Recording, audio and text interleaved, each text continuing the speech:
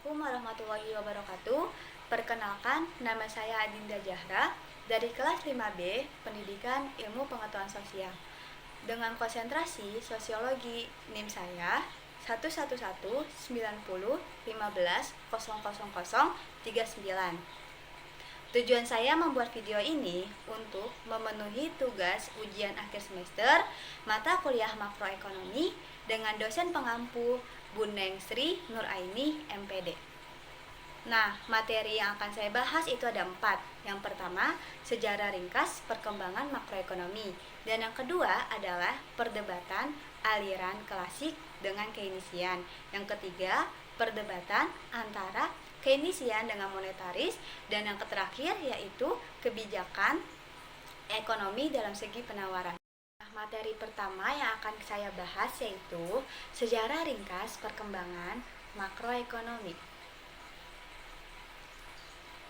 Nah, perkembangan ilmu ekonomi makro berawal dari kegagalan ekonomi klasik yang sangat fanatik terhadap konsep mekanisme pasar dalam mengatur perekonomian. Kegagalan tersebut memunculkan pemikiran-pemikiran baru para ahli-ahli ekonomi. Nah, ahli ekonomi dari Keynesian menekankan betapa pentingnya peranan pemerintah cukup strategis dalam mengendalikan berbagai masalah ekonomi makro, seperti inflasi dan pengangguran, serta pertumbuhan ekonomi melalui berbagai kebijakan. Sementara golongan klasik berkeyakinan bahwa mekanisme pasar akan dapat mengatasi segala masalah perekonomian.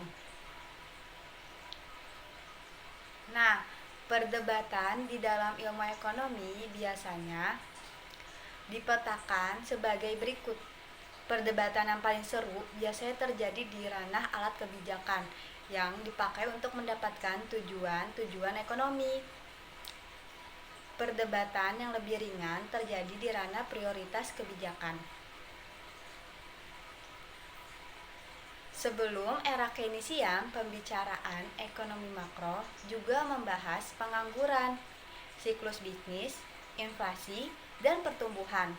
Namun, pembahasannya menggunakan pendekatan mikro dengan menggunakan mekanisme pasar. Depresi besar menunjukkan bahwa mekanisme pasar dan asumsi kesempurnaan informasi tidak bisa diandalkan.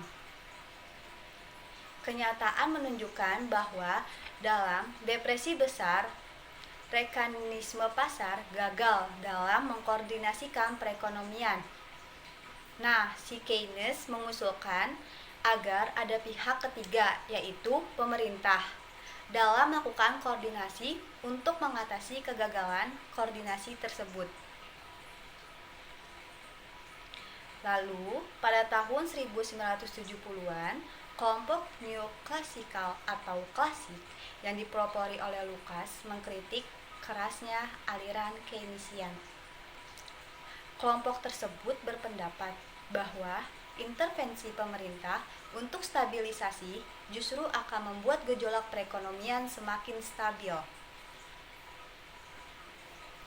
Nah, kelompok neoklasikal atau klasik ini berpendapat bahwa perekonomian kapitalis secara alamiah membaca stabilan sehingga tidak perlu ada campur tangan pihak ketiga. Maksud campur tangan pihak ketiga tersebut dapat menyebabkan adanya kejutan atau shock yang tidak terantisipasi. Yang kedua yang akan saya bahas yaitu perdebatan pandangan klasik dengan Keynesian. Nah, para pelaku ekonomi, entah individu, perusahaan, maupun pemerintah, pada prinsipnya menginginkan hal yang sama, yaitu keuntungan. Nama dan jenis keuntungan ini kemudian dibedakan menjadi gaji atau upah, bunga, dividen, sewa, dan pajak sesuai dengan pelaku yang memperolehnya. Pertarungan atau perilaku pelaku-pelaku dalam upaya mencukupi kelangkaan yang ada dan profit yang ingin didapatkan serta pengaruhnya masing-masing adalah tema yang dipelajari oleh ilmu ekonomi. Pada perkembangannya, kita mengenal perbedaan mikroekonomi dan makroekonomi. Pembedaan ini didasarkan pada penekanan tema pembahasan oleh para pakar ekonomi. Kelompok mikroekonomi menekankan analisisnya pada perilaku individu, seperti perusahaan atau produsen. Nah, tenaga kerja dan konsumen dalam konteks yang lebih terbatas atau industri. Nah, kalau sedangkan kelompok makroekonomi fokusnya adalah bagaimana perilaku para agen ekonomi dalam konteks agregat atau keseluruhan. Hal lain yang membedakan kedua teori ini adalah penggunaan pada asumsi-asumsinya. Teori mikroekonomi atau teori ekonomi klasik memiliki asumsi bahwa struktur pasar merupakan persaingan yang sempurna. Informasi bersifat sempurna dan simetris. Input dan outputnya adalah homogen. Nah, para pelaku ekonomi juga bersifat rasional serta bertujuan untuk memaksimumkan topik perdebatan antara kelompok Keynesian dengan monetaris. Sepanjang sejarah, teori ekonomi moneter adalah antara lain hubungan antara uang dalam berbagai bentuk dan definisinya dengan kegiatan perekonomian, khususnya pertumbuhan ekonomi dan inflasi. Kelompok monetaris berpendapat bahwa uang hanya berpengaruh pada tingkat inflasi dan tidak pada pertumbuhan ekonomi.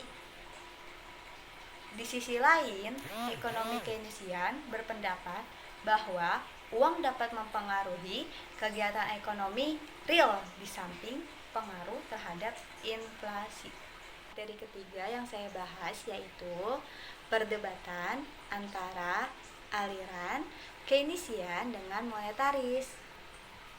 Nah, pada topik perdebatan antara kelompok Keynesian dan monetaris, panjang sejarah teori ekonomi moneter antara lain hubungan antara uang dalam berbentuk dan definisinya dengan kegiatan perekonomian, khususnya pertumbuhan ekonomi dan inflasi. Nah, kelompok monetaris berpendapat bahwa uang hanya berpengaruh pada tingkat inflasi dan tidak pada pertumbuhan ekonomi. Di sisi lain, kelompok Keynesian berpendapat bahwa uang dapat mempengaruhi kegiatan ekonomi real di samping pengaruhnya terhadap inflasi. Lalu, contoh perdebatan sekaligus pengaruh kedua teori tersebut terjadi pada abad ke-19, di mana adanya peristiwa depresi hebat atau Great Depression yang dimulai di Amerika Serikat pada tahun 1929. Skala besar bencana yang berlangsung hampir satu dekade menyebabkan seperempat angkatan kerja Amerika Serikat tanpa pekerjaan, mengancam stabilitas ekonomi dan politik di banyak negara. Cukup untuk menyebabkan paradigma dalam pemikiran makroekonomi. Arus utama termasuk evaluasi ulang keyakinan bahwa pasar mengoreksi dirinya sendiri. Keynes berpendapat bahwa sebagian besar efek merugikan dari depresi hebat dapat dihindari seandainya pemerintah bertindak melawan depresi dengan meningkatkan pengeluaran melalui kebijakan fiskal. Pemerintah memiliki kewajiban untuk mengurangi resesi. Meskipun naik turun siklus bisnis tidak dapat sepenuhnya dihindari, mereka dapat dijinakan dengan intervensi yang tepat waktu. Pada saat krisis ekonomi lumpuh karena hampir tidak ada permintaan untuk apapun. Ketika penjualan dalam sektor bisnis menurun, para pelaku bisnis mulai memberhentikan lebih banyak pekerja, yang menyebabkan penurunan lebih lanjut dalam pendapatan dan permintaan, yang mengakibatkan siklus resesi yang berkepanjangan. Keynesian berpendapat bahwa dengan mengontrol pendapatan pajak, pemerintah memiliki sarana untuk menghasilkan permintaan hanya dengan meningkatkan pengeluaran untuk barang dan jasa selama masa-masa sulit. Para ahli moneter lebih menyukai peningkatan jumlah uang beredar yang terkontrol sebagai cara untuk melawan resesi. Di luar itu, pemerintah harus menghindari campur tangan pasar bebas dan bagian ekonomi lainnya. Materi keempat yang saya bahas yaitu pandangan kebijakan ekonomi dalam segi penawaran. Hal ini bertujuan untuk mempertinggi efisiensi kegiatan perusahaan sehingga dapat menawarkan barang-barangnya dengan harga yang lebih murah atau lebih mutu yang lebih baik. Salah satu kebijakan segi penawaran adalah kebijakan pendapatan atau income policy, yaitu langkah pemerintah yang bertujuan mengendalikan tuntutan kenaikan pendapatan pekerja. Nah, kebijakan segi penawaran lebih menekankan pada 1. Meningkatkan kegairahan tenaga kerja untuk bekerja. 2. Meningkatkan usaha para pengusaha untuk mempertinggi efisiensi kegiatan produksinya. Nah, kebijakan segi penawaran dapat dilakukan juga dengan cara 1. Mengembangkan infrastruktur pembangunan dan peningkatan mutu dan kapasitas infrastruktur jalan, jembatan, listrik, dan lain-lain menjadi mutlak untuk dilakukan oleh pemerintah. Dan yang kedua, peningkatan pelayanan pemerintah dalam mengembangkan usaha sektor swasta. Peraturan pemerintah menurut Harold M. Schur dan Thomas Willett pada tahun 1983, aliran sisi penawaran dapat dibedakan atas dua kelompok, yaitu kelompok utama dan radikal. Kelompok utama ini menekankan perlunya intensi pajak dalam memacu pertumbuhan ekonomi lewat dampaknya terhadap tabungan dan investasi.